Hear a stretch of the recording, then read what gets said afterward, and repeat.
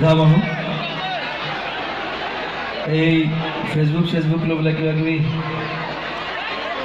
মোক লৈ কিবা কৰি আছে, কিবা এণ্টি বেংগলী, এণ্টি মুছলিম কিবা কিবি, তেনেকুৱা কথা নাই। আমি মাত মাতিছোঁ চিটিজেনশ্বিপ এমেণ্ডমেণ্ট বিল, তাৰ বিৰুদ্ধে মাত মাতিছোঁ।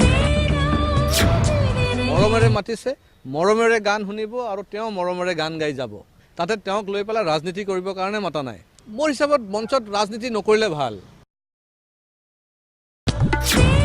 ভালকৈ ধুনীয়াকৈ অসমীয়া সংস্কৃতি ৰক্ষণাবেক্ষণৰ কাৰণে যিবিলাক ভাল ভাল গান গাব লাগে সেই গান গাওক।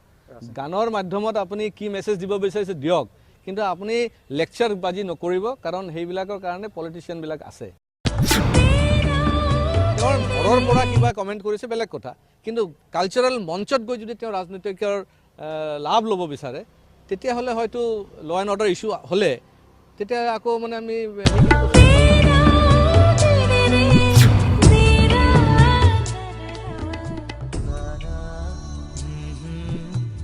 সুস্থ পৰিৱেশত যেন তেওঁ গানটো গায়, তেওঁ নিজে সুস্থ হৈ পেলাই যেন গানটো গায়, তেতিয়াহ'লে কি হ'ব, পৰিৱেশটোও সুস্থ থাকিব।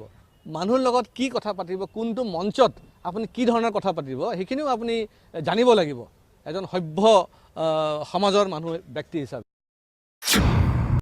ৰঙালী বিহু, এই ৰঙালী বিহুৰ ৰৰ যদি পেট কাটাটো আপুনি গুচাই দিয়ে, তেতিয়া দেখোন বঙালী বিহুৱে হ'ল।